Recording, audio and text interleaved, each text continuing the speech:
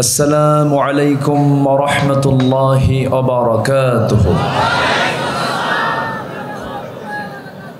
إن الحمد لله الأكرم الذي خلق الإنسان وكرم وعلمه من البيان ما لم يعلم،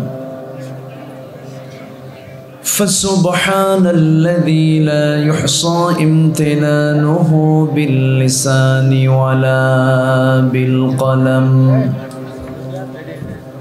نشهد أن لا إله إلا الله وحده لا شريك له،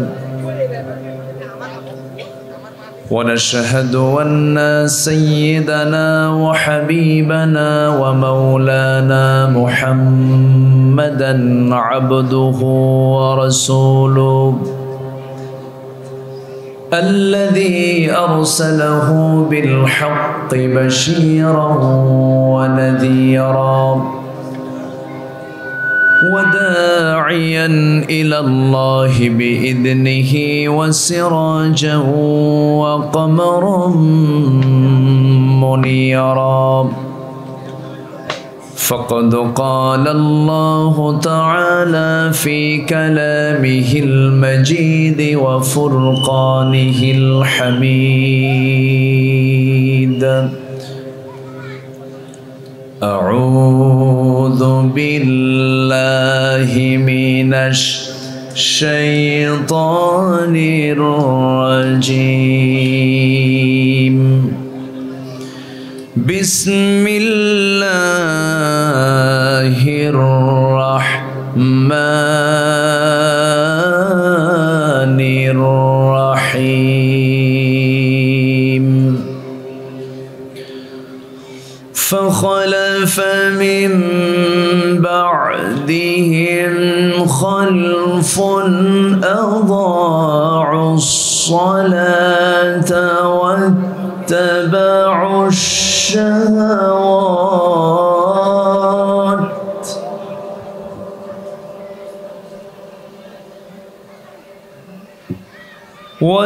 واتبعوا الشهوات فسوف يلقون غيا.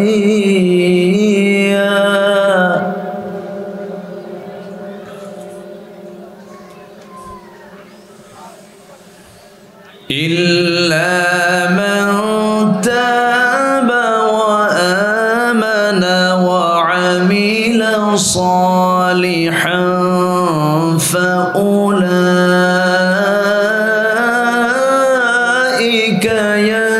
يدخلون الجنة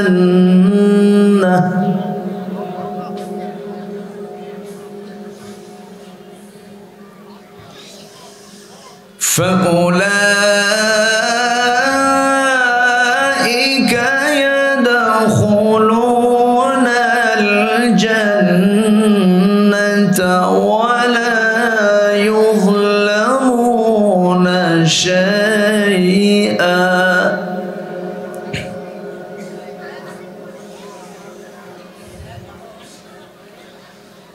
جنات عدن التي وعد الرحمن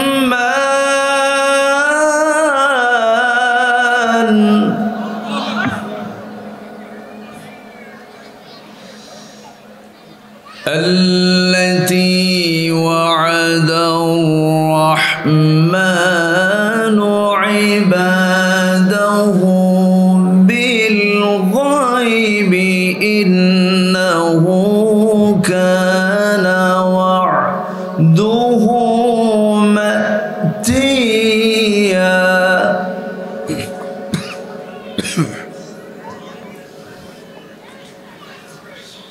لا يسمعون فيها لغوا إلا سلاما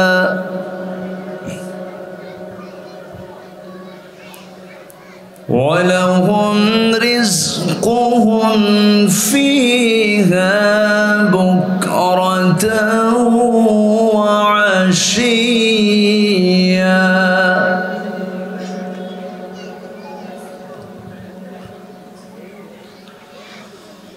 الله أكبر بسم الله الرحمن الرحيم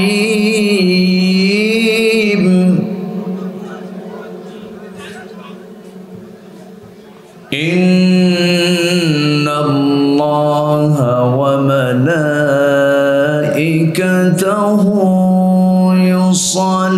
يصلون على النبي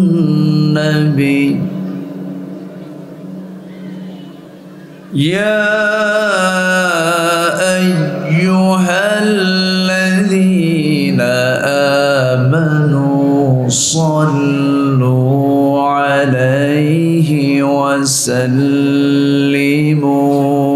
تسليما اللهم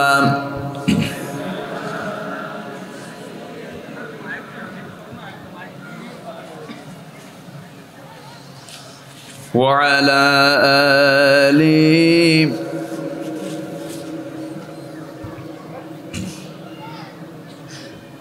একটু মোহাম্মত দিয়ে নবীর প্রেমে মাতোয়ারা হয়ে জবান খুলে জোরালো কণ্ঠে সবাই বলুন আল্লাহুম্মা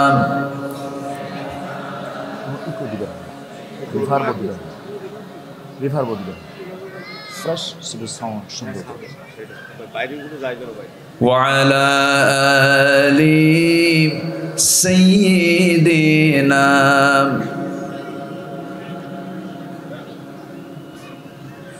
তায়েফের কথা ভেবে কাঁদে শুধু দুনয়ন এমন দরদি পেতে কাঁদে মন অনুক্ষণ কাঁদে মন অনুক্ষণ ওহুদে দাঁত হারা আহমদ যখন লৌহ মাখা কিয়ামতে উঠবে তখন জিহাদ না করে কিভাবে দেখাবে তুমি চাঁদ চেহারা রূপে ওয়াতুল আল্লাহুম্মা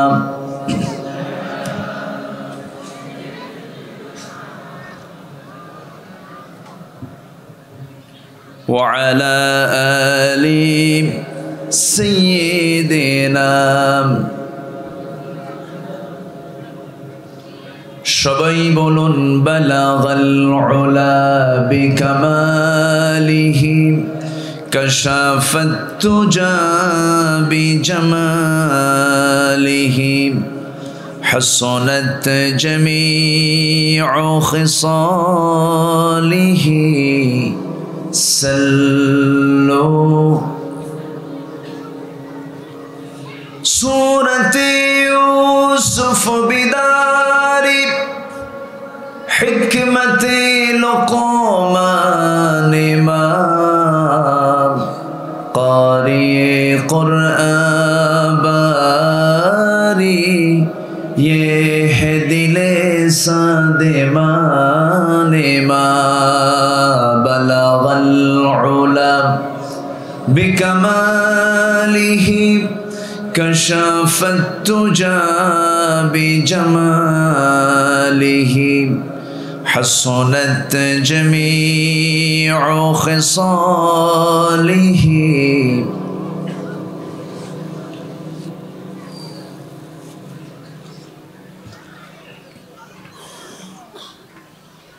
যশোর জেলার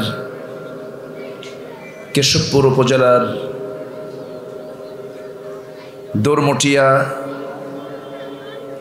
পশ্চিমপাড়া যুব সমাজ মাহফিল ইন্তেজামে কমিটি কর্তৃক আয়োজিত দিনের বেলা অনুষ্ঠিত আজকের এই তাফসীরুল কোরআন মাহফিল 2023 মহৎ আয়োজনের সম্মানিত সুযোগ্য সভাপতি মাস্টার ওয়াজেদ আলী, আজকের মাহফিলের সম্মানিত মেহমানবৃন্দ, বিশেষ করে কথা বলেছেন আমার পূর্বে আমার অত্যন্ত স্নেহধন্য আমার অনুজ বিশিষ্ট ইসলামী চিন্তাবিদ, মিডিয়া ব্যক্তিত্ব জনাব প্রভাষক কবির বিন সামাদ হাফিজাহুল্লাহ, উপস্থিত হাজরাত উলামায়ে কেরাম, ফদলাইজাম, সুশীল সমাজ, জাতির শ্রেষ্ঠ সন্তান শিক্ষক মণ্ডলী, জাতির বিবেক সাংবাদিকবৃন্দ, সামনে উপস্থিত দূরে কাছের বিভিন্ন স্থান থেকে ছুটে আসা কালেমার ঝান্ডাবাহী, তৌহিদের পতাকাবাহী, দিন ইসলামের নরসারদুল বীর মুজাহিদ, প্রাণ প্রিয় সম্মানিত দিনী ভাইরা, আড়ালে বসে আছেন শ্রদ্ধেয়া সম্মানিতা মা বোনেরা, আলোচনার সূচনায় আনুষ্ঠানিকতার মধ্য দিয়ে আমার পক্ষ থেকে আবারও দিল খোলা সালাম, আসসালামু আলাইকুম ওয়া রাহমাতুল্লাহি ওয়া বারাকাতুহু। সবাই কেমন আছেন? আমাকে প্রশ্ন করলেন, আল্লাহ তাআলা আমাকেও আপনার কাতারেই রেখেছেন, ভালো আছি আলহামদুলিল্লাহ। মনে হয় সবাইকে দেখে একটু ক্লান্ত মনে হচ্ছে। দুপুরের খাবার খেয়েছেন তো নাকি? না, সবার হয়নি খাওয়া। হ্যাঁ, সময়টা তো এরকমই, হয়তো একটু আগে খেয়েছেন। তো যাই হোক, আমি খুব যে বিরক্ত করবো তাও না, যতক্ষণ আছি আমাকে সময় দেওয়া যাবে তো ইনশাআল্লাহ? সবাই থাকতে রাজি আছি তো? জোরে বলি ইনশাআল্লাহ। সম্মানিত হাজিরিন, আমি আলোচনার সূচনায় কোরআনে কারীমের এমন একটি সূরা থেকে তেলাওয়াত করেছি যে সূরাটি একজন মহিলার নামে। কোরআনে আল্লাহ তাআলা গোটা কোরআনে একাধিক পুরুষ নামে সূরা আছে, ব্যক্তির নাম আছে, কিন্তু গোটা কোরআনে শুধু একজন নারীর নাম আল্লাহ তাআলা উল্লেখ করেছেন। তাছাড়া কোনো নারীর নাম সরাসরি উল্লেখ নেই, তবে তাদের ইতিহাসটা আছে। যেরকম ইমরাত ফিরআউন, ইমরাত নূহ, ইমরাত লূত, এরকম করে নারীদের প্রসঙ্গ এসেছে, ব্যক্তির নাম এসেছে, নারীর নাম এসেছে, পরিচয় এসেছে, কিন্তু সরাসরি তার নামটা উল্লেখ করা হয়নি। শুধুমাত্র একজনের নামে আল্লাহ তাআলা সূরার নামকরণ পর্যন্ত করেছেন। তিনি হচ্ছেন ভাগ্যবতী সেই নারী, তিনি হচ্ছেন মারিয়াম বিনতে ইমরান আলাইহিস সালাতু ওয়াস সালাম। আল্লাহ তাআলা এই মহিলার নামটা কোরআনে কোট করেছেন। আসিয়ার নাম আসে নাই, খাদিজার নাম আসে নাই, তারপরে আয়েশার নাম আসে নাই, এরকম কোনো মহিলা সাহাবীর নাম অথবা মহিলা বিশেষ বিশেষ যারা নারী ছিলেন তাদের নাম আসে নাই, কিন্তু আল্লাহ তাআলা এই মহিলার নামটা উল্লেখ করেছেন। কেন? এর কারণ হলো আল্লাহ তাআলা তার গর্ভে একটা সন্তান দিয়েছিলেন, কিন্তু তার স্বামী ছিল না। কি ছিল না বলেন? স্বামী ছিল না। এখন স্বামী ছাড়া যে সন্তানটা হচ্ছে, এটা কি স্বাভাবিক কোনো প্রক্রিয়া? না, কার কুদরত? আসতে বলবেন না, কার কুদরত? আল্লাহর কুদরত। এখন যে সন্তানটা পৃথিবীতে এসেছেন, তিনি পরিচয় বহন করবেন বাবার না মা? বলেন, বাবার পরিচয় না মার পরিচয়? মার পরিচয়। এই জন্য মাকে লাগবে, তাছাড়া তার ছেলের পরিচয়টা তিনি কীভাবে দিবেন? এই জন্য আল্লাহ তাআলা ঈসা আলাইহিস সালাতু ওয়াস সালাম তার ছেলে, তার পরিচয়টা দিয়েছেন ঈসা ইবনু মারইয়াম। ঈসা ইবনু মারইয়াম পৃথিবীতে শুধু একজন আল্লাহর গোলাম, তার নামের শেষে মার নামটা যোগ করেছেন। তাছাড়া পৃথিবীর প্রতিটি মানুষ, মুসলমানের দায়িত্ব হচ্ছে তার নামের সাথে কার নাম যুক্ত করা? বাবার নামটা যুক্ত করা। সম্মানিত ভাইয়েরা, এই জন্য আল্লাহ তাআলা এই মহিলার নামটা কোরআনে উল্লেখ করেছেন। সেই সূরা মারইয়াম থেকে আমি কিছু কথা বলতে চাচ্ছি। আল্লাহ যেন আমাকে সুন্দরভাবে, যেইভাবে বলা দরকার, আমলের নিয়তে যেন আমাকে বলার এবং আপনাকেও শোনার তৌফিক দান করেন। একটু জোরে বলি আল্লাহুম্মা আমিন। সম্মানিত উপস্থিতি, আমরা এমন একটি সময় এখানে উপস্থিত হয়েছি যে সময় বিশ্বের বিভিন্ন প্রান্তে আমরা লক্ষ্য করছি বিভিন্ন বিপর্যয় এবং বিভিন্ন প্রাকৃতিকভাবে আসমানি বিভিন্ন বালা মুসিবতের সম্মুখীন হচ্ছে পৃথিবী। বিশেষ করে শুনেছেন আপনারা, দুটা দেশ সবচাইতে বেশি আক্রান্ত হয়েছে, একটা হলো তুরস্ক, আরেকটা কি সিরিয়া। এই দুটা দেশে চরম মাত্রায় এবং দীর্ঘমেয়াদী যে ভূমিকম্পটা হলো, এর ফলশ্রুতিতে হাজার হাজার বাড়িঘর এবং লাশের স্তূপে পরিণত হয়েছে। সরকারি হিসাব অনুযায়ী যে সংখ্যা দেওয়া হয় তার চাইতে মৃত্যুর হার কম হয় না বেশি হয়? বেশি হয়। অনেক প্রাণহানি হয়েছে, অনেকেই দুনিয়া থেকে বিদায় নিয়েছেন। কিন্তু এই যে আল্লাহ তাআলা ভূমিকম্প দিচ্ছেন, জমিনটাকে নাড়ায় ফেলছেন, যখন কিয়ামত হবে তখন কি ভূমিকম্প হবে না? তাহলে এই ভূমিকম্প হবে একদিন চরমভাবে। তার আগাম কিছু ইঙ্গিত যে আল্লাহ দিচ্ছেন, এর মধ্যে আমাদের শিক্ষা নেওয়ার কিছু আছে না নাই? আসতে বলবেন না, আছে না নাই? ভূমিকম্প হওয়ার কি কারণ? ভূমিকম্পের কারণগুলো কি? বিজ্ঞানীরা প্লেট খোঁজে, জমিনের অবস্থান খুঁজে, ভাবে যে এটা কেমন করে ভূমিকম্পটা আসলো। কিন্তু শরীয়তের দৃষ্টিকোণ থেকে ভূমিকম্প হওয়ার কারণটা কি, গজব নাজিরের কারণগুলো কি, এটা কোরআনে আছে না নাই? হাদিসে আছে না নাই? শুনবো না ইনশাআল্লাহ? আমরা শুনবো, জোরে বলি ইনশাআল্লাহ। সম্মানিত উপস্থিতি, কোরআন এমন একটি কিতাবের নাম, আপনি এখান থেকে দূরে চলে যাবেন, বিপদে পড়ে যাবেন। কোরআনটাকে আঁকড়ে ধরবেন, আপনার কোনো বিপদ হবে না। জোরে বলি সুবহানাল্লাহ, জোরে বলি সুবহানাল্লাহ। কোরআন ছাড়বো মুসিবত, কোরআন ধরবো মুসিবত নাই। আল্লাহু আকবার। কিন্তু দুঃখজনক হলেও সত্য, এখানে হাজার মানুষ বসে আছেন। যদি প্রশ্ন করা হয় কোরআনটাকে কয়জন ভাই সহি করে তেলাওয়াত করতে পারেন, সবার হাত কি উঠবে? আসতে বলবেন না, উঠবে? কি বাব্বা? এই যাবো, বসো। যদি বলা হয় কোরআন সহি করে, যে সূরা ফাতিহা নামাজে না পড়লে নামাজই হবে না, সূরা ফাতিহাটা সহি করে সবাই পড়তে পারেন, সবার কি হাত উঠবে? উঠবে না। কিন্তু দুইয়ে দুইয়ে কত হয়? পাঁচে পাঁচে কত হয়? 10, 10 10 কত হয়? 20। এখানে কি কারো বুঝতে সমস্যা আছে? নাই। তাহলে যোগ বিয়োগ, গুণন ভাগ, সংখ্যা, এগুলো আমরা সবাই জানি। কিন্তু জান্নাত পেতে হলে নামাজের দরকার, আর নামাজকে সহি করতে গেলে কোরআনকে কি করা দরকার? সহি করা দরকার। কোরআন সহি করে পড়ার মতো সবাইকে হাত তুলতে পারবো? পারবো না। তাহলে এটা আমাদের সফলতা না ব্যর্থতা? এই ব্যর্থতার পিছনে দায়ী কে? বলেন। শুধু নিজ না, ব্যাপার আছে, কথা আছে। আমার কবির ভাই তো খুব গরম মানুষ, তো অনেক লম্বা সময় একদম তেজোদ্দীপ্ত মঞ্চ বানিয়ে ফেলেছিলেন। আমি একটু ঠান্ডা মাথায় কথা বলছি, একটু যেন আপনার সিনাই যেন থেকে যায় কথাগুলো। হ্যাঁ, এত জোরে বলতে হবে তোমার? হ্যাঁ, আচ্ছা। সম্মানিত ভাইয়েরা, তাহলে যেই তেলাওয়াত না করলে আমার নামাজ হচ্ছে না, সব শেখার আগে 2 2 4 এটা জানার আগে আমাদের কোরআনকে জানার দরকার ছিল না? ছিল কিনা বলেন?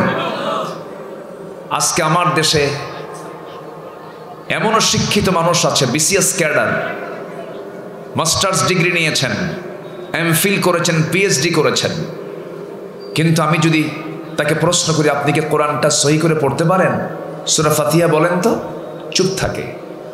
তাহলে সেই শিক্ষার কোনো মূল্য আছে? আসতে বলবেন না আছে? গতকালকে আমার একটা মাহফিল ছিল দিনের বেলা। সেই মাহফিলটার আয়োজক হচ্ছেন একজন জজ, বিচার করতে বসেন উনি, বিচারক, ডিস্ট্রিক্ট জজ। তিনি আমাকে দাওয়াত দিয়েছিলেন। তিনি আমাকে বলেন, হুজুর শেষ সময় এসে নিজে নিজেই পড়াশোনা করি। কি পড়েন? কি জীবনে তো কোরআন পড়তে পারি নাই।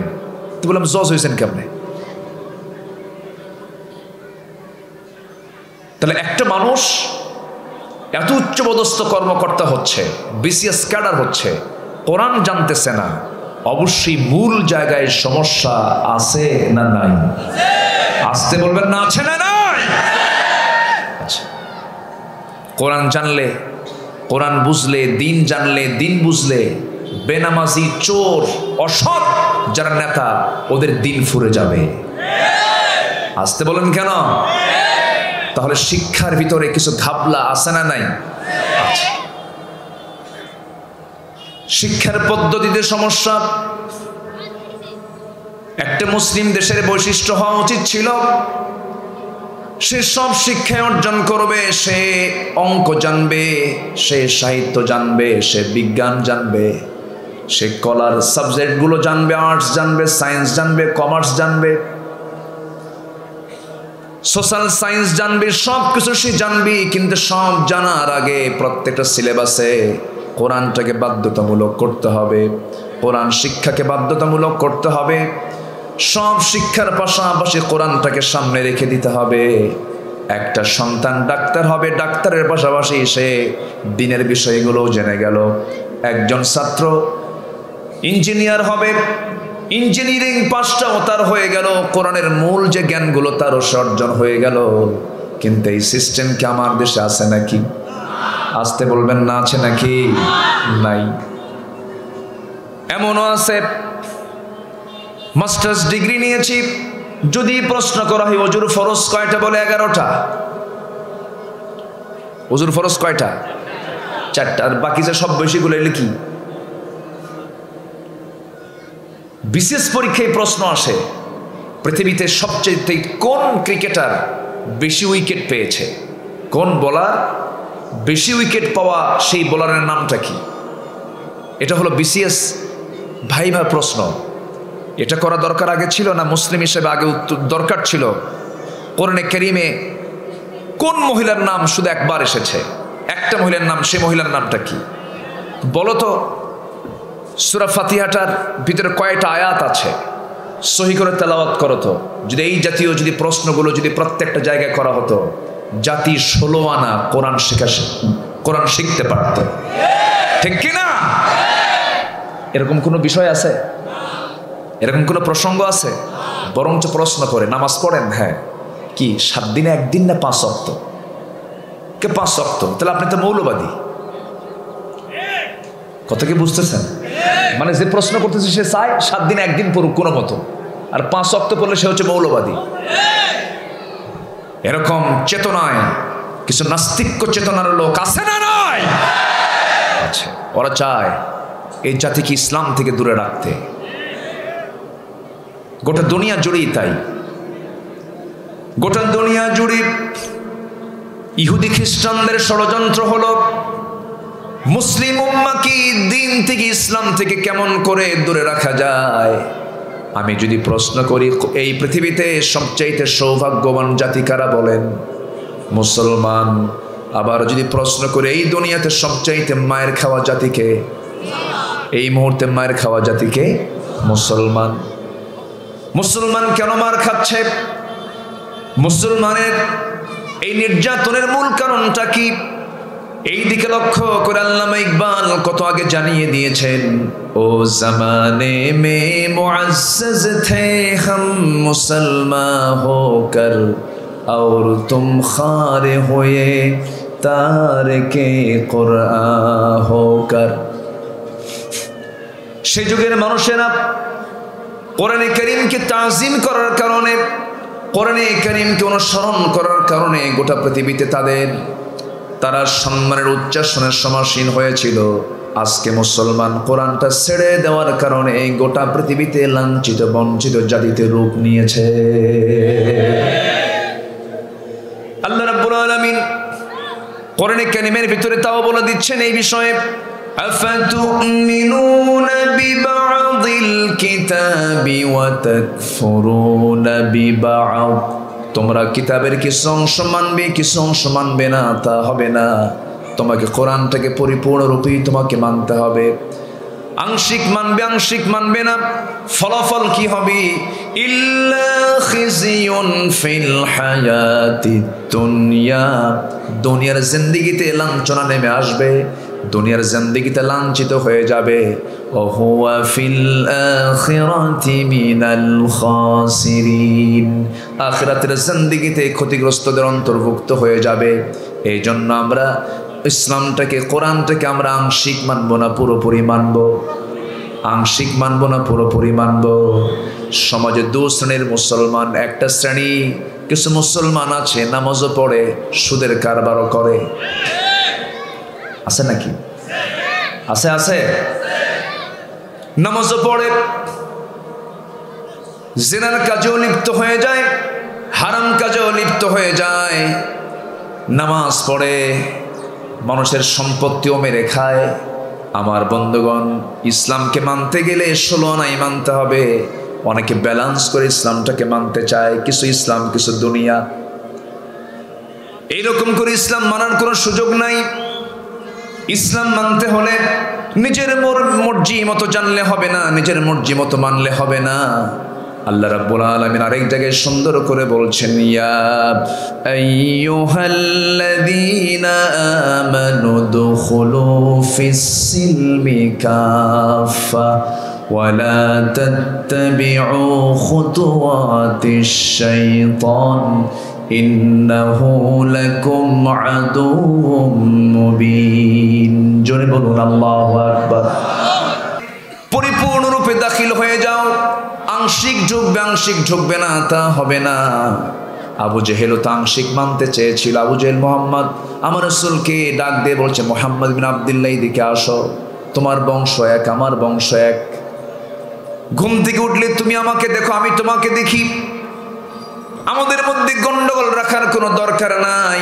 তোমার ধর্ম 6 মাস থেকে যাক, আমার ধর্ম 6 মাস থেকে যাক, তুমি আমার ধর্মকে বৈধতা দিয়ে দাও, আমি তোমার ধর্মকে বৈধতা দিয়ে দিচ্ছি। এই কথা শোনার সঙ্গে সঙ্গে রাসূল বলছেন, চাচা যে প্রস্তাব দিয়েছেন এই প্রস্তাবটা মানা সম্ভব নয়।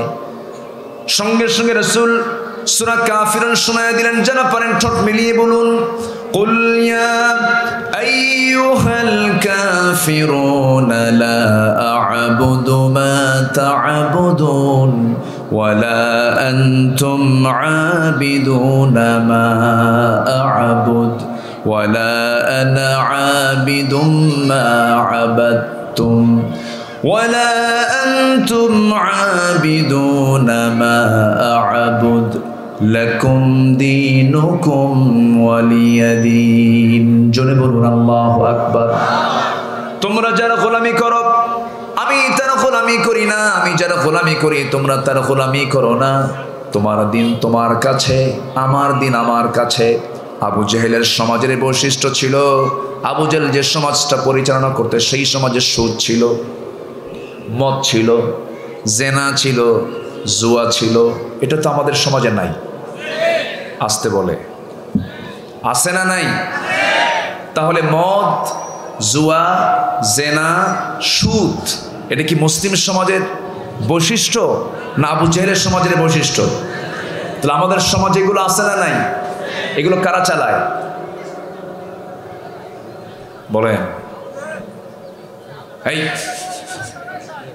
আচ্ছা, তাহলে আমি যে প্রশ্ন করছি বিরক্ত হচ্ছেন নাকি আপনারা?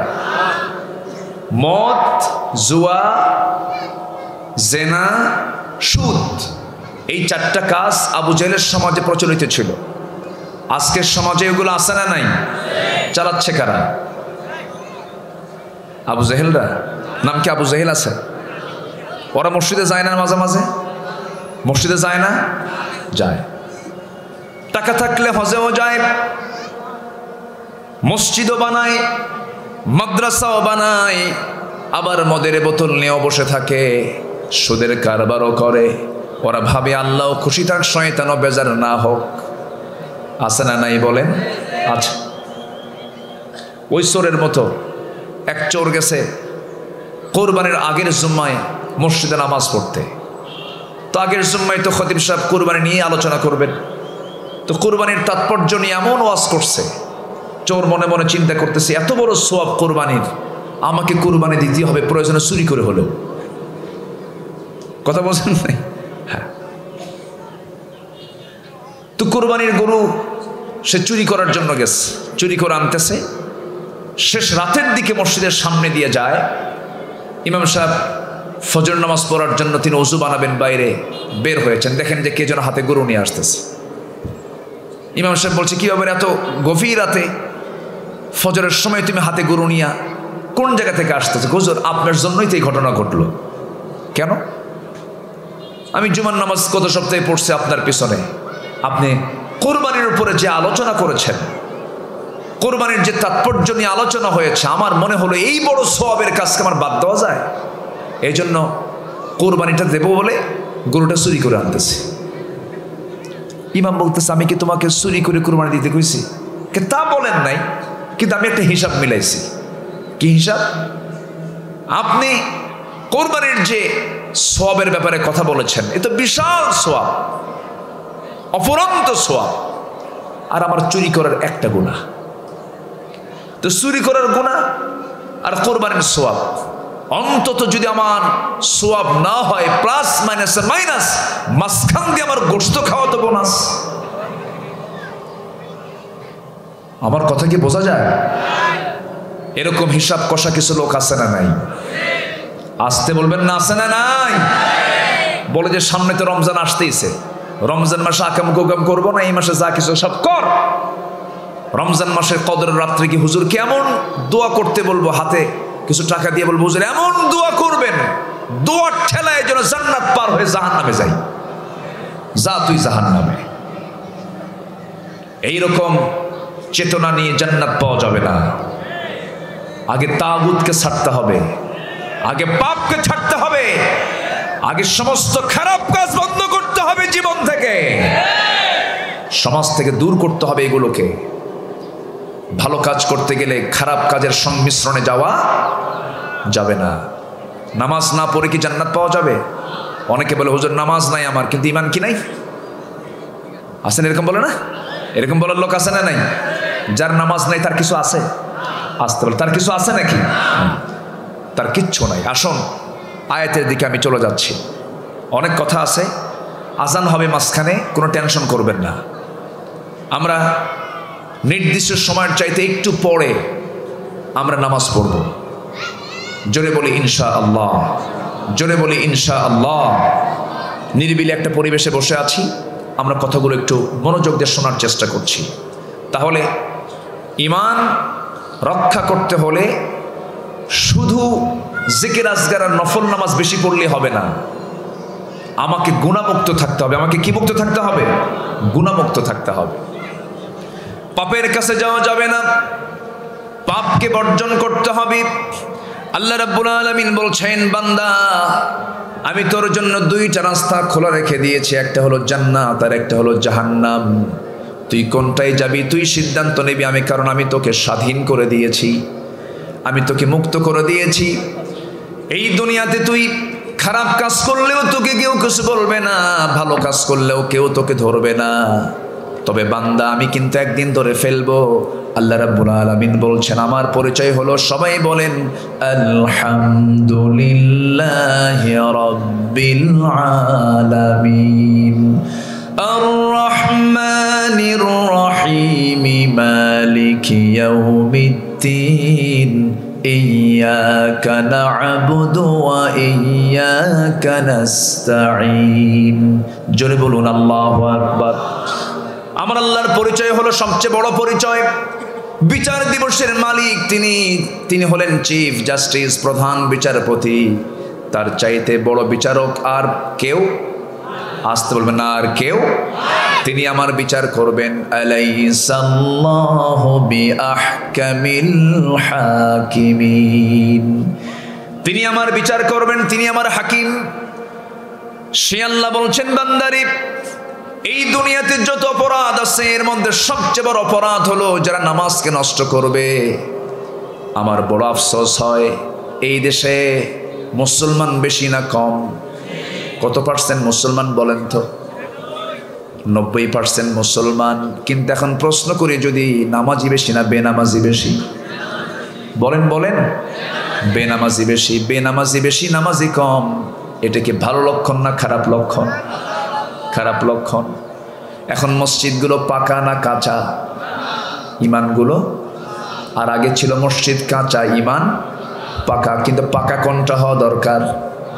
ইমানটা পাকা হওয়া দরকার। মসজিদ হয়ে গেছে হাজার হাজার লক্ষ লক্ষ মসজিদ, কিন্তু মূল নামাজ ফজরে মুসল্লি খুঁজে পাওয়া যায় না। এমনও হয় মসজিদে মুসল্লি মোট 3 জন, একজন ইমাম, একজন মুয়াজ্জিন, একজন খাদেম। আমি কি ভুল বলতেছি? হ্যাঁ, ভুল বলতেছি আমি? মসজিদ পাকা করে আপনি কি করবেন? আমার ভাইয়েরা, মসজিদে মুসল্লি নাই, মাত্র 5% লোক নামাজ পড়ে। 90% লোকের, 90% মুসলমানের দেশ বাংলাদেশ, যেই দেশে 5% লোক নামাজ পড়ে, কিন্তু নামাজের জন্য বেড়ে যায়। নামাজ কেন পড়ে না, নামাজ কেন পড়ছে না? এর জন্য শাসন আছে না নাই?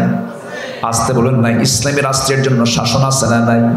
আচ্ছা, দুনিয়াতে যদিও নামাজ না পড়ার জন্য বড় কোনো শাস্তির বিধান ইসলামে রাখে নাই, কিন্তু মরার পরে সবচেয়ে বেশি শাস্তি হবে, সবচাইতে প্রথম প্রশ্ন হবে কি নিয়ে বলেন?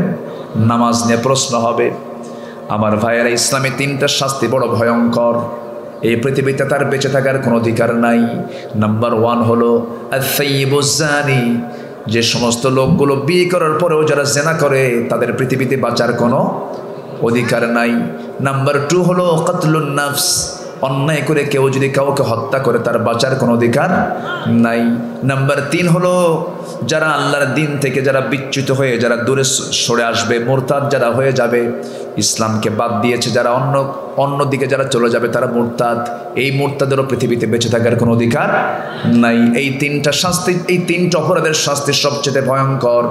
নামাজ ছেড়ে দেওয়ার শাস্তি কিন্তু দুনিয়াতে কম না হলেও, কিন্তু এই দুনিয়া থেকে বিদায় হওয়ার পর হাসরের ময়দানে প্রথম প্রশ্ন, আল্লাহ বান্দাকে কি নিয়ে করবেন? আসতে বলবেন না, কি নিয়ে করবেন? নামাজ নিয়ে করবেন। কিন্তু নামাজ নিয়ে কি আজকে সমাজে কোনো কথা হয় নাকি? বড় বড় সম্মেলন হয়, বড় বড় সমাবেশ হয়, বহু নেতা কর্মী সেই জায়গায় চলে যায়। অক্ত পার হয়ে যাচ্ছে, আপনার নেতা আপনাকে নামাজের জন্য বলে না, আপনার নেতা আপনাকে নামাজের জন্য কোনো তাকিদ দেয় না। যে দল করতে গিয়ে নেতা আপনাকে নামাজের জন্য বলে না, সেই নেতা তো দুনিয়ার নেতা হতে পারে, সে তো আখিরাতের নেতা আপনার হতে পারে না। সে আপনার প্রকৃত বন্ধু নয়, যে জাহান্নাম থেকে বাঁচায় না।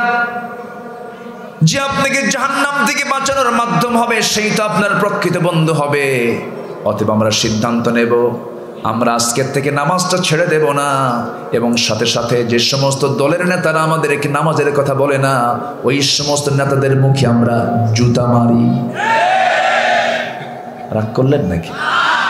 রাগ করতেছেন? সম্মানিত ভাইয়েরা, সম্মানিত বন্ধুগণ, যদি একটা প্রশ্ন করি, বলুন তো আমার দেশে এই মুহূর্তে নেতা বেশি না কর্মী বেশি? ভালো করে খবর, নেতা বেশি না কর্মী বেশি? কর্মী তো শুনি না যে আমি অমুক দলের কর্মী, কেউ কয়? সব নেতা। এই জন্য সামনে কোনো নেতা তো সব মঞ্চেই থাকে, কর্মী সব বাইরে থাকে। এই জন্য সব নেতা মঞ্চ থাকে কেমনে? আমার কথা কি বুঝে আসতেছে? মসজিদে যান, মসজিদে গেলে পরে সেখানে মেম্বারে কয়জন, নেতা কয়জন? কোনো ঝামেলা আছে? কোনো গন্ডগোল আছে? ভাঙ্গাভাঙ্গি আছে?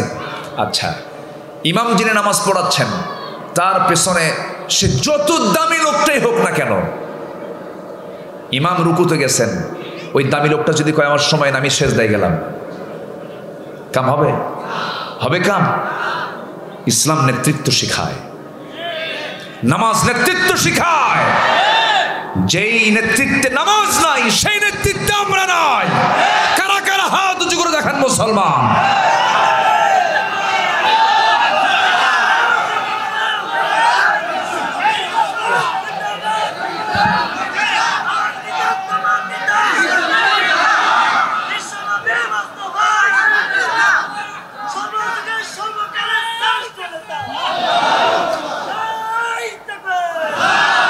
আল্লাহ তুমি কবুল করো, জোরে বলে আমিন, আরো জোরে আমিন।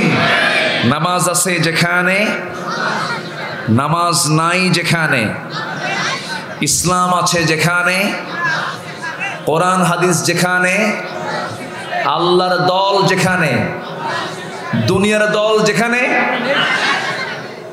কষ্ট পেলেন? মনে হয় কষ্ট দিয়ে ফেলেছি। সম্মানিত ভাইরা, ভাইরে আমি চেষ্টা করি দরদ নিয়ে কথা বলার। আমাদের বড় চেষ্টা হলো কোনো ক্রমেই জাহান্নামে যাওয়া যাবে না। আমাকে জাহান্নাম থেকে বাঁচতেই হবে, জাহান্নাম থেকে কি বাঁচতেই হবে। এখন এই বাঁচার জন্য আমার কি করা দরকার, এটাই হচ্ছে আমার জীবনের সবচাইতে বড় চ্যালেঞ্জ। আমার নবীজি নামাজ থেকে নেতৃত্ব তৈরি করেছেন। ছোট্ট একটি ইতিহাস মনে পড়লো আমার নবীজি ইন্তেকাল করবেন, যে কোনো মুহূর্তে রাসূল দুনিয়া থেকে বিদায় নিচ্ছেন। এমন সময় আম্মা জান আয়েশা বর্ণিত হাদিস, রাসূল আমার ঘরে তিনি ঢুকলেন, ঢুকে আমার ঘরে এসে বলছেন, আয়েশা প্রচণ্ড মাথা ব্যথা হচ্ছে, তুমি একটু মাথায় আমার পানি ঢেলে দাও তো। পানি ঢেলে দেওয়া হচ্ছিল। নবীজির প্রচণ্ড জ্বর, প্রচণ্ড মাথা ব্যথা। এমত অবস্থায় আমার নবীর কানে বেলালের আজান কানে চলে আসলো। আজান শোনা মাত্রই বলছেন, আমার আয়েশা আমার তো মসজিদে যাওয়া দরকার। সুবহানাল্লাহ বলবেন না? আমার তো মসজিদে যাওয়া দরকার। আজান শুনলি কোথায়? জোরে বলেন কোথায়? মসজিদ। এটা হচ্ছে ইমানদারের লক্ষণ। আজান শুনেছি, বেলাল তো আজান দিল, কিন্তু আজকে আমি উঠতে পারছি না। আয়েশা আমাকে একটু ধরো তো। ধরে ধরে ওঠার চেষ্টা করলেন, কিন্তু আমার নবীজি মুখ থুবড়ে পড়ে যাচ্ছেন বারবার। আম্মা জান আয়েশা বলেন, ইয়া রাসূলুল্লাহ আপনার উঠতে পারবেন না মনে হয়, বিশ্রাম দরকার আপনার। রাসূল বলছেন, আয়েশা রে বুঝতে পেরেছি আমার জামাতে নামাজ আর হবে না মনে হয়, আমি আর জামাতে নামাজ পড়তে পারবো না। তুমি আমার প্রিয় সাহাবী, আমার বন্ধু, তোমার বাবা আবু বকরকে বলে দাও সে যেন আমার মুসল্লায় দাঁড়ায়া আমার দায়িত্বটা পালন করে। আজান শেষ হয়ে গেল, সাহাবে কেরাম অপেক্ষার প্রহর গুনছেন, রাসূল কখন আসবেন। সময়টা ঘনিয়ে যাচ্ছে, নবীজির আগমন হয় না। এমন সময় আম্মা জান আয়েশা যখন জানিয়ে দিলেন, আমার নবীর মুসল্লায় যখন সাইয়েদনা আবু বকর যখন দাঁড়িয়ে গেছেন, সঙ্গে সঙ্গে সাহাবায়ে কেরাম হাউমাউ করে কান্নাকাটিতে ভেঙে পড়ল। সাহাবায়ে কেরাম কাঁদতেছি। সাহাবায়ে কেরামের কান্নার কারণ হলো, আহারে আমার নবীজি যার পেছনে সারা জীবন নামাজ পড়লাম, সেই নবীজি আজকে নাই। ইমাম যখন নতুন হয়ে এসেছে, বুঝতে পেরেছি নবীর পেছনে বুঝে আমাদের নামাজের কিসমতে জুটবে না। এই চিন্তা মাথায় নিয়া সাইয়েদনা আবু বকর সিদ্দিক রাদিয়াল্লাহু তাআলা নামাজ পড়াচ্ছেন, কিন্তু তার চোখে পানি টলমল করছে।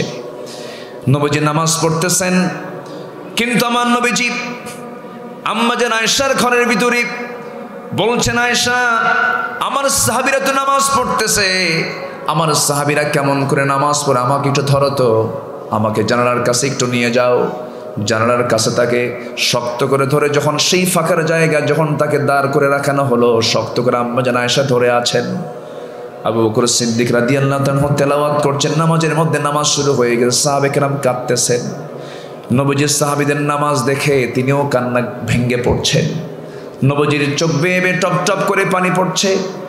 নবীর চোখের পানি দেখে আম্মা জান আয়েশা বলছেন, ইয়া রাসূলুল্লাহ সাহাবীরা তো নামাজ পড়ে, আপনার চোখে পানি কেন, আপনি কেন কাঁদতেছেন? তারা তো নামাজ পড়ছে, এটা তো দুঃখের কোনো কারণ নয়। রাসূল বলছেন, আয়েশা রে আজকে আমার সাহাবীরা সুন্দর করে কাতারে কাতারে নামাজ পড়তেছে। আয়েশা তুমি কি জানো এই নামাজ পড়তে গিয়ে কাফেররা আমাকে কত টর্চার করেছে? এই নামাজ আদায় করতে গিয়ে মক্কার কাফির মুশরিকরা, আমি যখন রুকুতে চলে গেছি, উতবা সাইবা মুগিরারা আমার পিঠের উপরে উটের পচা নাড়িভুড়ি চাপায়া দিয়েছে, মুখ থুবড়ে আমি জমিনে পড়ে গেছি। আমার সাহাবীরা নামাজ পড়তে গেছি, হাতের মধ্যে তারা মূর্তিগুলো ঢুকায় দিয়েছে। এই নামাজ কায়েমের আন্দোলন করতে গিয়ে, তায়েফের ময়দানে দাওয়াত দিতে গিয়ে মার খেতে খেতে আমার রক্ত রঞ্জিত হয়েছে। এই নামাজ কায়েমের সংগ্রাম করতে গিয়ে আমার বন্ধু আবু বকর রক্তাক্ত হয়ে মক্কার মাটিতে সেন্সলেস হয়ে পড়েছে।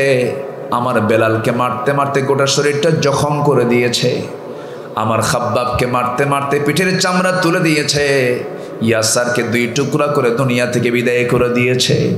ওরে আয়েশা, এই নামাজ কায়েমের সংগ্রাম করতে গিয়ে উহুদের ময়দানে দেখো না, এই যে দুটা দাঁত আমার নাই, 2টা দাঁত আমার কাফের মুশরিকরা ভেঙে দিয়েছে।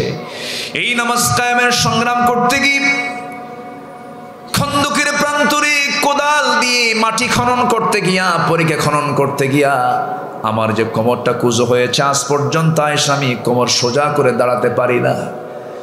এই নামাজ কায়েমের সংগ্রাম করতে গিয়ে এত কষ্ট, এত ত্যাগ স্বীকার করেছে। সেই সুন্দর একটা মুহূর্ত আমি দেখতে পাচ্ছি, আমার সাহাবীরা 5 ওয়াক্ত নামাজ কি সুন্দর করে জামাতে পড়ছে। এই সুন্দর দৃশ্য দেখে আমার চোখে পানি এসেছে। এটা আমার দুঃখের পানি নয়, এটা আমার চরম আনন্দের পানি। আমার নবীজি এই কথা বলেই বলছেন, আয়েশা মনে হয় বাঁচবো না, দুনিয়া থেকে বিদায় নিয়ে যাব, মনে হয় মরে যাব।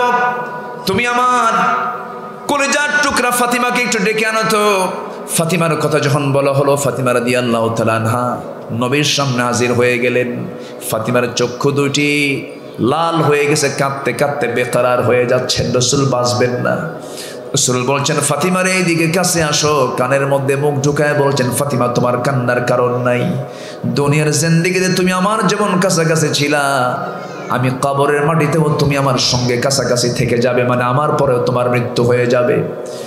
মানুষ মৃত্যুর কথা শুনলে পরে টেনশন করে, কিন্তু ফাতিমার মুখে হাসির ঝিলিক দেখা দিল। না না, আমার আব্বা চলে যাচ্ছেন, আমিও দুনিয়া থেকে বিদায় নেব, কাছাকাছি থেকে যাব। আমার নবীর পরে বলছেন, আয়েশা আমি মনে হয় দুনিয়া থেকে বিদায় নিয়ে নেব, তুমি আমার জন্য দেখো তো মেসওয়াক টানতে পারো নাকি, মালাকুল মউত যে কোনো মুহূর্তে আমার কাছে চলে আসবে। মুখটা কেমন যেন একটু গন্ধ গন্ধ মনে হচ্ছে। মেসওয়াকের জন্য যখন বলা হলো, সহিহ হাদিস, আম্মা জান আয়েশা বর্ণিত হাদিস, তিনি নিজে উঠতে পারলেন না। তার ভাই আব্দুর রহমানকে ডাক দিয়ে বলছেন, ভাই আব্দুর রহমান একটা মেসওয়াক এনে দাও তো। মেসওয়াক এনে দেওয়া হলো। মেসওয়াকের আগাই শক্ত দেখে আম্মা জান আয়েশা মেসওয়াকটা কি চাবায়া চাবায়া নরম করে দিলেন। মেসওয়াকের আগায় কিছু থুতু জমা হয়ে গেল।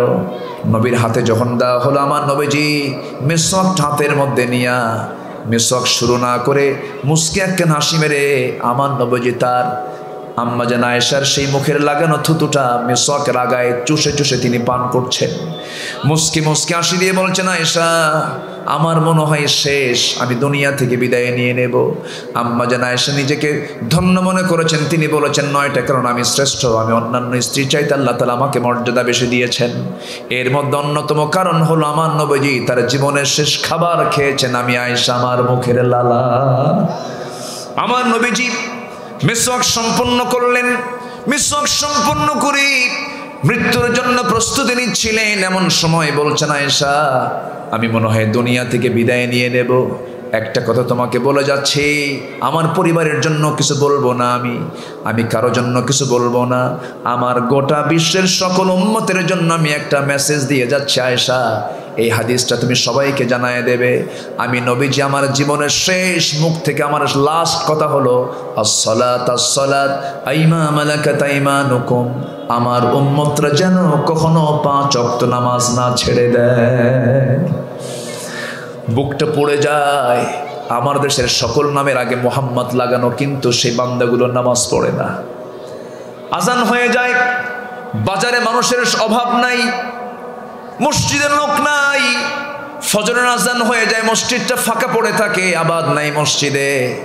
আমার বন্ধুগণ, সন্তান স্কুলে যায় না, বা সন্তানকে বাপ মা কত শক্ত শাসন করে, কিন্তু সন্তানগুলো নাক ডেকে ফজরের সময় ঘুমাচ্ছে, কিন্তু বাপ মার কোনো চাপ নাই। এমন পরিবার কম না বেশি? আসতে বলবেন না, কম না বেশি? এই জন্য সবার আগে ব্যক্তি, পরিবার, সমাজ, সব জায়গায় সবার আগে হুকুমটা চলবে কিসের হুকুম? আসতে বলবেন না, কিসের হুকুম বলেন? প্রত্যেকটা পরিবারের দায়িত্বশীল আছে না নাই? তার দায়িত্বের সম্পর্ক প্রশ্ন করা হবে। এই জন্য আমরা আমাদের সন্তানকে, আমাদের জীবনকে আমরা নামাজ দিয়ে ধন্য করব। জোরে বলি ইনশাআল্লাহ। নামাজ পড়ব কয় ওয়াক্ত? আসতে বলবেন না, কয় ওয়াক্ত? আল্লাহ রাব্বুল আলামিন বলছেন, শোনো, সূরা মারিয়ামের 59 নম্বর আয়াতে আল্লাহ রাব্বুল আলামিন বলছেন, বান্দা শোনো, তোমরা যদি এই দুইটা অপরাধ যদি বেশি করে ফেলো, এই দুইটা অপরাধ যদি তোমাদের জীবনে যদি হয়ে যায়, আমি তোমাদেরকে শুধু জাহান্নাম দেব না, জাহান্নামের গর্তের মধ্যে শক্ত করে আমি তোমাকে ঢুকায় রাখবো।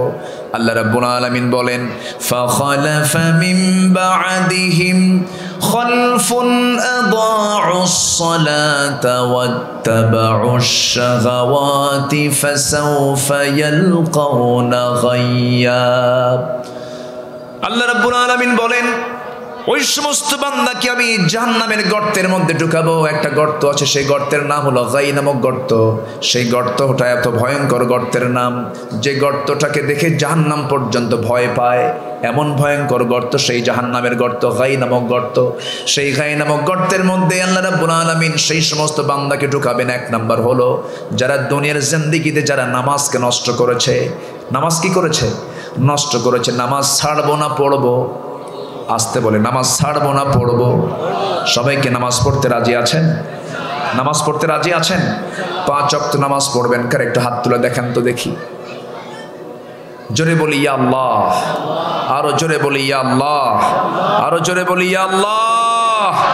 আমাদেরকে 5 ওয়াক্ত সালাত আদায় করার তৌফিক তুমি আল্লাহ দিয়া দাও। জোরে বলি আমিন, আরো জোরে আমিন, আরো জোরে আমিন। নামাজ, এই অপরাধ করলে, নামাজ না পড়লে আল্লাহ তাআলা ওই গাই নামক ভয়ঙ্কর গর্তের মধ্যে ঢুকায় দিবেন। নাম্বার 2 হলো ওয়াত্তাবাউশ শাহাওয়াত। যারা নফসের দাসত্ব করবে, নফস যা চায় তাই যারা করবে, তাদেরকে আল্লাহ তাআলা সেই গর্তের মধ্যে ঢুকাবেন। তাফসীরে কুরতুবীর মধ্যে আরো 6টা শ্রেণীকে বলা হয়েছে, এই 6টা শ্রেণীও তারা জাহান্নামের সেই গর্তের মধ্যে ঢুকবে। নাম্বার 1 হলো যে সমস্ত জেনাকার জেনা করতে করতে পাকা হয়ে গেছে, ও কেউ আল্লাহ তাআলা জাহান্নামের গর্তের মধ্যে ঢুকাবেন। নাম্বার 2 হলো যে মদ্যপায়ী মদ পান করতে করতে মদকে জায়েজ মনে করে, আছে না নাই বলেন? আসতে বলবেন না, আছে না নাই? আছে। নাম্বার 3 হলো যে সুদখোর, সুদের কারবার করতে করতে সুদটাকে জায়েজ মনে করে, সুদের কারবার করতে করতে পাকা সুদখোর হয়ে গেছে। নাম্বার 4 হলো যে সন্তান পিতামাতার প্রতি সুন্দর আচরণ করে না, তাদের খেয়াল রাখে না, এমন সন্তান তো বাংলার জমিনে নাই। বসেন, আজান হয়েছে মনে হয় না? দেরি আছে তো নড়াচড়া করছেন কেন? বসে নাই যে, ওঠে কেন? কি করব? চালাবো চালাবো চালাবো, কাউকে উঠতে দিবেন, কাউকে উঠতে দিবেন না।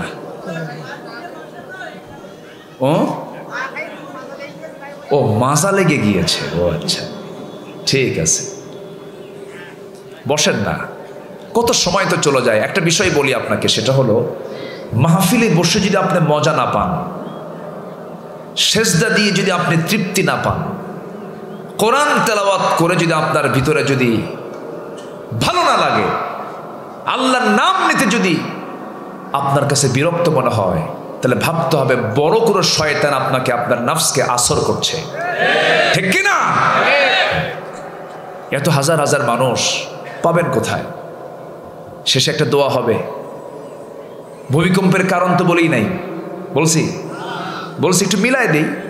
একটা ওয়াজ শুরু থেকে শেষ পর্যন্ত মনোযোগ দিয়ে শুনতে হয়। শ্রোতা হতে হবে লাস্ট ক্লাস না first class? First class. First class শ্রোতার বৈশিষ্ট্য হলো শুরু থেকে শেষ পর্যন্ত ক্লাসে থাকা। আলহামদুলিল্লাহ বলেন, থাকেন। এই যে ইনি তো মাস্টার মানুষ, শিক্ষক মানুষ, উনি বোঝেন। একটু বসেন। সম্মানিত ভাইয়েরা, জাহান্নাম কি কেউ পেতে চাই? তাহলে কি পেতে চাই বলেন? কি পেতে চাই বলেন? জান্নাতটা কত দূরে আছে? হ্যাঁ, কাছাকাছি। তাহলে কেমনে যাবেন? করে ফেললাম। জান্নাতটা কাছে না তো, জান্নাত হচ্ছে আল্লাহর ঘরের সাথে। জোরে বলে সুবহানাল্লাহ। আল্লাহর ঘর কি এই পাড়া ওই পাড়া? আল্লাহর ঘরে গিয়েছিলেন, আল্লাহর আরশ আজিমে গিয়েছেন একজন মানুষ, তিনি হচ্ছেন মুহাম্মদ সাল্লাল্লাহু। পৃথিবীর কোনো বিমানে চড়ে? কার ফ্লাইটে? আসতে কার ফ্লাইটে? তাহলে জান্নাতে যেতে হবে কার ফ্লাইটে চড়ে? আল্লাহর ফ্লাইটে চড়ে। ইল্লিনে যেতে হবে অথবা সিজ্জিনে যেতে হবে। সিজ্জিনে যাব না, আমরা ইল্লিনে যাব। জোরে বলি আল্লাহু আকবার। সেই জান্নাত যারা চেয়েছেন তারা পেয়েছেন। চেয়েছিলেন আসিয়া আলাইহিস সালাতু ওয়াস সালাম, কিভাবে পেয়েছেন? এমনি এমনি পান নাই। তাদের ত্যাগ কি, তাদের সাধনা কি? আমরা ভাবি ঠাকঠুক মেরে কয়েকটা সেজদা দেব, রমজান মাসে রোজা রাখবো, টাকা আছে হজে যাব, এই একটু মসজিদ মাদ্রাসা বানায় দিয়া আল্লাহ মানে জান্নাত না দিয়ে যাবে কোথায়? এরকম কিছু লোক আছে না নাই? দেখেন জান্নাত কেমনে পাইতে হয়। মারিয়ামের নাম নিয়েছে, আরেকজন মহিলার নাম একটু নিচ্ছে, আসিয়া নাম। কি নাম? আসিয়া। কার বউ? বলেন কার বউ? দেখেন ফেরাউনের ঘরে থেকে তার ঈমান আছে না নাই? আছে। আর আজকে ফেরাউন না, শহীদুল ইসলামের ঘরে থেকেও ঈমান নাই, আছে না নাই? আচ্ছা, ফেরাউনের ঘরে থেকে তিনি ঈমানটাকে মজবুত রেখেছেন, ইসলাম কবুল করলেন। ফেরাউন বলল, আসিয়া শুনলাম তুমি নাকি মুসার দিন গ্রহণ করেছ। সঙ্গে সঙ্গে আসিয়া আলাইহিস সালাম বলছেন, আমার স্বামী আপনি আমাকে যে কথাটা বললেন এটা ভুল কথা। মুসার দিন বলতে কোনো দিন না, দিন কোনো ব্যক্তির নয়, দিনটা কার? আল্লাহর। আমি আল্লাহর দিনটা গ্রহণ করে নিয়েছি। আপনি আমার স্বামী হন, আমি আপনার স্ত্রী হই। আমার যৌবন আপনার কাছে, আপনার যৌবন আমার কাছে। আপনি আমাকে ভালোবাসেন, আমি আপনাকে ভালোবাসি। সংসার জীবন গড়ে তুলেছি আমরা, আমি আপনার ভালোই চাবো, আমি আপনার আখিরাতটা ভালো চাই। এই জন্য আমি আপনাকে দাওয়াত দিচ্ছি, আপনি আল্লাহর দিনটা গ্রহণ করুন। ফেরাউন বলছে, আসিয়া শেষ পর্যন্ত তুমি মুসার দলেই চলে গেলে। আসিয়া বলছেন, মুসার দল বলতে কোনো দল নাই, আমি দল করি আল্লাহ তাআলার। যেরকম সুবহানাল্লাহ। মুসা হচ্ছেন আল্লাহর প্রেরিত পয়গম্বর, আমি তাকে নবী হিসেবে বিশ্বাস করে নিয়েছি, আল্লাহকে রব বানিয়েছি, এর বাইরে আর কোনো কিছুই করতে যাব না। সঙ্গে সঙ্গে ফেরাউন বলছে, আসিয়া শোনো, আমি তোমাকে একটা শক্ত কথা বলে দিচ্ছি। তুমি কি জানো এই গ্রহণটা করার কারণে, তুমি দিনটা মেনে নেওয়ার কারণে তোমার কি হতে পারে? আসিয়া আলাইহিস সালাতু ওয়াস সালাম শুধু মুস্কি হাসি মেরে বললেন, আমার স্বামী গো, এই পৃথিবীতে কোনো ভালোবাসা ওই ভালোবাসার সমকক্ষ হবে না যে ভালোবাসা আমি বেসে ফেলেছি। কার সাথে? আল্লাহর সঙ্গে আমার মহব্বত হয়ে গেছে। যেরকম সুবহানাল্লাহ। কার সঙ্গে মহব্বত? আল্লাহর সঙ্গে মহব্বত হয়ে গেছে। ফেরাউন বলছে, আসিয়া শোনো, আমি কিন্তু তোমাকে দুনিয়া থেকে বিদায় করে দেব। আসিয়া আলাইহিস সালাম মুস্কি মুস্কি হাসি মেরে বলছেন, আমার স্বামী, আমি জানি আপনি আমাকে চূড়ান্ত কথাও বলতে পারেন, আমার মুখ থেকে চূড়ান্ত কথা আপনি শুনে নেন। আমি আপনাকে সম্মান রেখেই বলছি, আমি আপনার সঙ্গে বেয়াদবিও করে কোনো কথা বলছি না। কিন্তু দিন ঈমান এটা তো সম্পূর্ণ অন্য বিষয়, এই জায়গায় কোনো আপোষ চলবে না। আপনি আমাকে যেহেতু বলেই ফেলেছেন আমাকে মেরে ফেলবেন, আমার স্বামী আমি আপনাকে জানিয়ে দিচ্ছি, আমি দুনিয়া থেকে হাসতে হাসতে বিদায়ী হব। আমার প্রতি অত্যাচারের মাত্রা যত বাড়বে আমার ঈমানের পাওয়ার তত বেড়ে যাবে, আমার ঈমান তত মজবুত হয়ে যাবে। ফেরাউন চিন্তায় পড়ে গেল, হামানকে ডাকলো, মন্ত্রী পরিষদকে ডেকে পরামর্শ করে নিল। হামান বলে ফেললো, বুকের শত্রু বড় শত্রু, ঘরের শত্রু বড় শত্রু, এই শত্রু তোমার বড় ক্ষতির কারণ হয়ে যেতে পারে, একে দুনিয়া থেকে বিদায় করে দাও। চূড়ান্ত আকার আইন পাশ হলো, জল্লাদ রেডি হয়ে গেল। আসিয়া আলাইহিস সালামকে দুনিয়া থেকে বিদায় করে দেওয়া হবে। একটা প্রশ্ন আমি আপনাদেরকে করতে চাই, ফেরাউনের বউ মানে ওই গোটা দেশের মধ্যে সেকেন্ড মানুষটাই হচ্ছে আসিয়া, ফার্স্ট লেডি, সামাজিক মর্যাদা, এরপরে তার সমস্ত স্ট্যাটাস সব দিক থেকে আসিয়া ছিলেন সবার ঊর্ধ্বে, ফেরাউনের পরেই তার স্থান। কিন্তু আসিয়া আলাইহিস সালাম সমস্ত দুনিয়ার মান মর্যাদা সবগুলোকে মাইনাস করে তিনি খুঁজে নিলেন জাহান্নাম না জান্নাত, জাহান্নাম না জান্নাত। আমার ভাইরা, আসিয়া আলাইহিস সালামকে যখন সর্বশেষ কথা জানিয়ে দেওয়া হলো, আসিয়া তুমি কি করবে বলো? আসিয়া আলাইহিস সালাম বললেন, হাসতে হাসতে দুনিয়া থেকে বিদায় নেব, আল্লাহর জান্নাতে চলে যাব। জান্নাত সামনে দাঁড়ায় গেল, জান্নাত সামনে দাঁড়িয়ে গিয়ে সর্বশেষ বলতে, আসিয়া এখনো সময় আছে, তুমি কি করবে বলো? আসিয়া আলাইহিস সালাম বলছেন, আমার নাকের মধ্যে আমি জান্নাতের ঘ্রাণ পাচ্ছি। হাত দুইটা উঁচু করলেন, আল্লাহর সঙ্গে তারা কি দিদার করেছেন, সুন্দর করে দুটো হাত তুললেন, একটা দোয়া করলেন। সেই দোয়াটা আল্লাহর খুব পছন্দ হয়েছে। সেই পছন্দের কারণে তাওরাত কিতাব ছিল তার কিতাব, কিন্তু আসিয়ার দোয়াটা স্থান পেয়েছে কোরআনে কারীমের মধ্যে। আমাদেরকে শেখানোর জন্য আমরা যেন ওইভাবে দোয়াটা করি, আমরা যেন এরকম ভাবে যেন জান্নাতটা কামনা করি। আসিয়া আলাইহিস সালাতু ওয়াস সালাম কি দোয়াটা করলেন? আসিয়া আলাইহিস সালাতু ওয়াস সালাম সেই দোয়াটা করলেন যে দোয়া কোরআনে আল্লাহ তাআলা উল্লেখ করেছেন, সেম হুবহু তার কথাটি কোরআনে তুলে ধরেছেন। তিনি দোয়া করছেন কি, রব্বি বিনিলি ইনদাকা বাইতান ফিল জান্নাতি ওয়া নাজ্জিনি মিন ফিরআউনা ওয়া আমালিহি। আল্লাহ তাআলা তুমি আমার জন্য বানিয়ে দাও, রব্বি বিনিলি আমার জন্য বানিয়ে দাও, ইনদাকা তোমার কাছে, বাইতান একটা ঘর, ফিল জান্নাত জান্নাতের মধ্যে, জান্নাতের মধ্যে একটা ঘর শুধু তুমি আমাকে বানিয়ে দিবা, কিন্তু সেই ঘরটা যেন হয় ইনদাকা তোমার কাছে, তোমার ঘরের দেওয়ালের সাথে। একটু আসতে বলেন সুবহানাল্লাহ। তাহলে জান্নাতটা কোথায়, কার ঘরের সাথে? কার ঘরের সাথে? আল্লাহর ঘরের সাথেই জান্নাত। সেই জান্নাতটা পেতে হলে মেহনত করতে হবে। ঠাকঠুক মেরে কয়েকটা সেজদা দিলাম পাবো না জান্নাত। সর্বনিম্ন যে জান্নাতটা হবে, একজন ব্যক্তিকে সর্বনিম্ন যে জান্নাত দেওয়া হবে 10টা পৃথিবীর মতো একটা জান্নাত। ছোট হয়ে গেছে, ছোট হয়ে গেছে নাকি? জোরে বলেন না সুবহানাল্লাহ। কয়টা পৃথিবী? এই পৃথিবীতে দেশের সংখ্যা হলো 228টা। 228টা দেশ, 228টি দেশের সমন্বয়ে গোটা পৃথিবী। এর মধ্যে সুপার পাওয়ার আমেরিকা আছে, ভ্লাদিমির পুতিনের রাশিয়া আছে, দামোদর দাস নরেন্দ্র মোদীর ভারত আছে। এইরকম করে গোটা দুনিয়া, 228টি দেশ নিয়ে একটা দুনিয়া, 50 কোটি 10 লক্ষ বর্গ মাইলের এই দুনিয়া। এইরকম একটা দুনিয়া নয়, 10টা দুনিয়ার সমান একটা জান্নাত একজন বান্দাকে দেওয়া হবে। তাহলে আল্লাহর জায়গা কি আছে? আসতে বলে আল্লাহর জায়গা আছে না নাই? একটু একটু মাথা খাটান। যে জায়গায় বসে আছে এই জায়গা থেকে সোজা দেখতে পাচ্ছি আকাশ, খোলা আকাশ, আমরা বসে আছি এই বিশাল আকাশ। এর মাঝে একটা সূর্য এখন ঢলে ঢলে পড়ছে, অস্তমিত হয়ে যাবে, কিন্তু আসলে কি সূর্য হেরে যায় না থেকেই যায়? আসতে কয় সূর্য হেরে যায় না থেকে যায়? আরেক জায়গায় গিয়ে আলো দিচ্ছে, এখানে সন্ধ্যা হচ্ছে, আরেক জায়গায় সকাল হয়ে যাচ্ছি। সূর্য কোনোদিন অস্তমিত যায় না, সূর্য কখনো হেরে যায় না।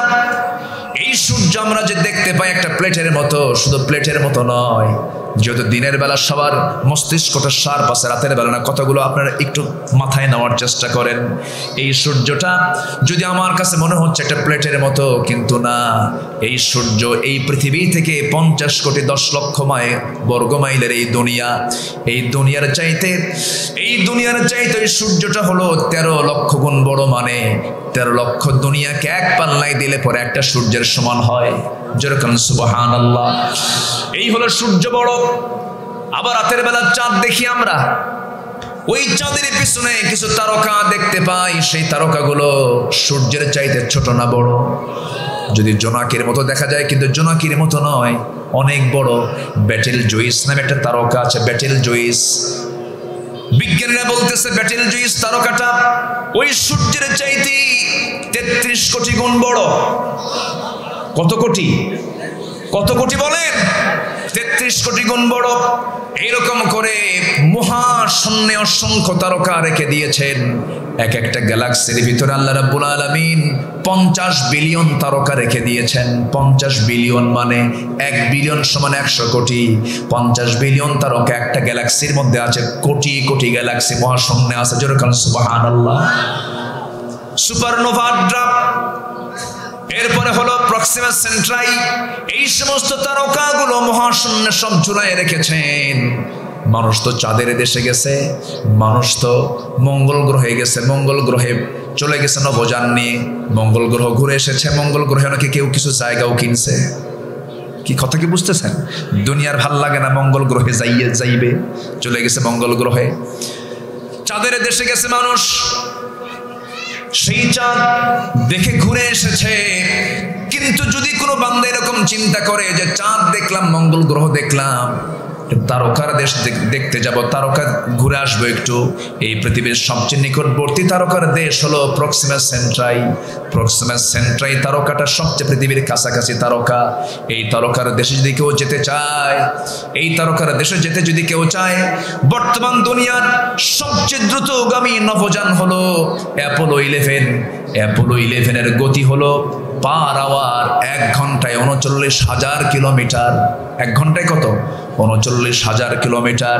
39,000 কিলোমিটার বেগে কোনো ব্যক্তি যদি ওই নভোযানে চড়ে, অ্যাপোলো 11-এ চড়ে যদি সেই তারকার দেশ প্রক্সিমা সেন্টারের সবচেয়ে কাছের তারকার দেশে যদি যেতে চায়, তার সময় লেগে যাবে 1,15,000 বছর মাত্র। যাবেন কারা কারা? হাত তোলেন, বলেন। সুযোগ আছে? আর এই আকাশের নিচে ছোট্ট একটা মানুষ, অহংকার কি দেখেন? হ্যাঁ, অহংকারটা কি? চেয়ার পাইলে পরে সুপারগুলো আটা দিয়া বসে, ছাড়াছাড়ি নাই। আছে না নাই? অহংকার করো না।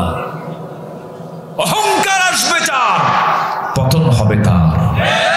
জুলুম করবে যে, ধ্বংস হবে সে। শুধু সময়ের অপেক্ষা। আল্লাহ আছে না নাই? ধরে ধরে ধরে না, ধরলে আল্লাহ।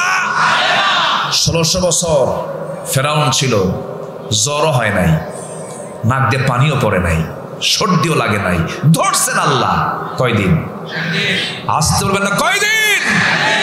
ফেরাউনের মৃত্যুর 1 মিনিট আগেও জানতো না ফেরাউন আমার এইরকম পতন হবে। অতএব এই বিশাল আকাশের নিচে ক্ষুদ্র একটা মখলুক তুমি, অহংকার করো না, অহংকার করো না, জুলুম করো না, নির্যাতন করো না। সম্মান দেওয়ার মালিককে, আবার বেইজ্জত করার মালিককে, সে আল্লাহ আছে না নাই? আসতে বলবেন না, আছে না নাই? তুরস্কের দিকে তাকান, কি চিত্র! 17 ঘন্টা বোন তার ছোট্ট ভাইকে, মানে যেন বিল্ডিং চাপা, বিল্ডিং এর কলাম চাপা লেগে যেন না মারা যায়, সে কষ্ট করে ছোট্ট ভাইকে সে আগলে রেখেছে যেন সে মারা না যায়। 17 ঘন্টা। এই যে একটা দুর্যোগ, এই যে একটা ভূমিকম্প পৃথিবীবাসীকে নাড়া দিয়ে যাচ্ছে, পৃথিবী যদি একটা পরিবার ভাবি আমরা, এর মধ্যে কি আমরাও নাই? আসতে বলেন কেন? আমরা আছি না নাই? আছি। 2021-এর শেষের দিকে মনে আছে কিনা আপনাদের? ফজর নামাজ পড়তে গিয়েই খালি মসজিদ নড়ে, মনে আছে আপনাদের? আছে? আচ্ছা, যে নড়াটা নড়ছে ছিল কয়েক সেকেন্ড, কয়েক মিনিট হলে বলে ঢাকা আছে, ঢাকা ফাঁকা, ঢাকা কি হতো? ফাঁকা হয়ে যেত। অতএব এই জমিনকে সকল প্রকার গজব থেকে নিরাপদে রাখার জন্য আমি মনে করি প্রত্যেক নেতৃবৃন্দকে এই কাজে এগিয়ে আসতে হবে। সমাজে কোনো প্রকার অন্যায়, অনৈতিক, বেহায়াপনা এবং অশ্লীল কোনো কাজ আমরা হতে দেব না, ঠিক কিনা? সমাজে জমিনে তখনই ভূমিকম্প হয়, সাইক্লোন হয়, সিডর হয়, আইলা হয়, তখন যখন জমিনে 1 নম্বর জেনার পরিমাণ বেড়ে যায়। আজকের সমাজে বিয়ে বেশি না জেনা বেশি? 4টা কারণে হয়। কয়টা কারণে বলেন? 4টা কারণ। নাম্বার 1, জেনা বেড়ে গেলে। কি বেড়ে গেলে? জেনা বেড়ে গেলে। আজকের সমাজে বিয়ে বেশি না জেনা বেশি? বলেন। বৈধ সম্পর্ক না অবৈধ সম্পর্ক? এই যে ফুল, যশোরের গদখালির একটা গোলাপ ঢাকায় বিক্রি হবে 1000 টাকা দিয়া, এই ফুলটা কে কাকে দেবে? মগা মগিকে দেবে, টোনা টনিকে দেবে। বলেন, এই কাজগুলো কি চলছে আড়ালে না প্রকাশ্যে? বলেন, আড়ালে না প্রকাশ্যে চলছে? প্রকাশ্যে চলছে। একটা ছেলে একটা মেয়ের সঙ্গে বসে আছে, একটা ছেলে একটা মেয়ে পাশাপাশি বসে গল্প করছে, এমনকি মেয়ের উরুতে মাথা রেখে পবিত্র অঙ্গন ক্যাম্পাসের সামনে ঘন্টার পরে ঘন্টা গল্প করে, প্রশাসন দাঁড়িয়ে থেকে মুস্কি মুস্কি হাসে আর বলে ভালো করে করো। আমি কি ভুল বলছি? আমি কি ভুল বলছি? ছেলে মেয়ে উভয়ের সম্মতিতে যদি তারা পরস্পর শারীরিকভাবে মিলিত হয়, এটা নাকি কোনো অপরাধ না। এই জাতীয় কথা তারাই বলতে পারে যারা কোরআন এবং হাদিসের বিধানকে মানে না, ঠিক কিনা? আমার মেয়েকে রক্ষার দায়িত্ব আমাদের আছে না নাই? আমার বইয়ের সতীত্ব রক্ষার দায়িত্ব আমাদের আছে না নাই? 14ই ফেব্রুয়ারি কোনো ভালোবাসা দিবস নয়, এটা বিশ্ব লুচ্চা দিবস, বেহায়া দিবস, নোংরা দিবস। মুসলমানদের ভালোবাসা নির্দিষ্ট দিনক্ষণ নয়, মুসলমানদের ভালোবাসা 24 ঘন্টার প্রত্যেকটা সেকেন্ডই ভালোবাসা। বলি আলহামদুলিল্লাহ, আমরা ভালোবাসা নিয়ে জন্ম নিয়েছি। কি নিয়ে জন্ম নিয়েছি? ভালোবাসা নিয়ে। কষ্ট পাচ্ছেন? সম্মানিত ভাইছেন, ইন্নামাল খামরু ওয়াল মাইসিরু ওয়াল আনসাবু ওয়াল আজলামু রিজসুম মিন আমালিশ শাইতান ফাজতানিবু। মদ জুয়া সব আল্লাহর কাম না শয়তানের কাম? মিন আমালিশ শাইতান, আল্লাহর নির্দেশ নাকি এটা? শয়তানের নির্দেশ। এই সমস্ত কাজে আমরা যাব না। জোরে বলি ইনশাআল্লাহ, আরো জোরে বলি ইনশাআল্লাহ। আসিয়ার কথা বলছিলাম, আমরা মনে আছে কিনা জানি না। আসিয়া আলাইহিস সালাতু ওয়াস সালাম শেষ পর্যন্ত দুনিয়া থেকে বিদায় নিয়ে এটাই বুঝাইয়া দিলেন, ও দুনিয়ার মানুষ, ইমানের পথে টিকে থাকতে গেলে, আল্লাহর জান্নাত কামাই করতে গেলে হাসি মুখে এমন করে দুনিয়া থেকে বিদায় নিতে হয়। আমরা সব বিসর্জন দেব, কিন্তু ইমানটাকে আমরা কখনো ছেড়ে দিতে পারবো না। নামাজ পড়বেন তো সবাই? সবাই নামাজ পড়তে রাজি আছেন তো? গাই নামক গর্তের মধ্যে 6 শ্রেণী যাবি, 4টা বলেছি। নাম্বার 5 হলো যে ব্যক্তি মিথ্যা সাক্ষী দিবে, আল্লাহ রাব্বুল আলামিন তাকে গাই নামক গর্তের মধ্যে জাহান্নামের মধ্যে ঢুকায় দিবেন। নাম্বার 6 হলো যে নারী অপর সন্তানকে নিজের স্বামীর সন্তান বলে চালায়া দেয়, অর্থাৎ অবৈধ জেনার ফলে যে সন্তানগুলো আসে, এই সমস্ত মহিলাদেরকে আল্লাহ রাব্বুল আলামিন সেই জাহান্নামের গাই নামক গর্তের মধ্যে ঢুকাবেন। এই সমস্ত অপরাধ থেকে আল্লাহ আমাদের সবাইকে হেফাজত করুন। জোরে বলি আমিন, আরো জোরে আমিন।